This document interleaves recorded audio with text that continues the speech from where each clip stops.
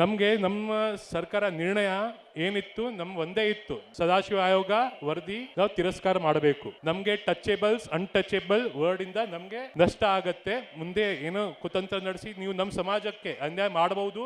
ಅದಕ್ಕೆ ನಾವು ಸದಾಶಿವ ಆಯೋಗ ವಿರೋಧ ನಾವು ಹೋರಾಟ ಮಾಡಿದ್ವಿ. ಮತ್ತೆ ಒಳ ಮೀಸಲಾತಿ ಆಗ್ಬೇಕಂತ ಮೇಲಿಂದ ಆದೇಶ ಬಂದಾಗ ನಮ್ಮ ಸಮಾಜಕ್ಕೆ ಅನ್ಯಾಯ ಆಗಬಾರ್ದು, 4.5% ನಮ್ಗೆ ಸಿಗ್ಬೇಕು ಅಂತ ಅವತ್ತಿತ್ತು. ಅವಾಗೆಲ್ಲ ಕಾಂಗ್ರೆಸ್ ಅವರು ಮಿಸ್ಗೈಡ್ ಮಾಡಿ ತಾಂಡ ಹೋಗಿ ಊರ್ಗೂರ್ಗ್ ಹೋಗಿ ಬೋವಿ ಸಮಾಜ್ ಗಲ್ಲಿಗೆ ಹೋಗಿ ನಮ್ ತಾಂಡಗ್ ಹೋಗಿ ಬಿಜೆಪಿ ಹಟಾವ್ ತಾಂಡ ಬಚಾವ್ ಅಂತ ಮಾಡಿದ್ರು. ನಾವು ಒಪ್ಕೊಂಡ್ರಿ, ಆಯ್ತು ಹೌದಪ್ಪ ಸಮಾಜ್ ಒಂದಾಗ್ತಾ ಇದೆ, ಒಗ್ಗಟ್ಟಾಗ್ತಾ ಇದೆ.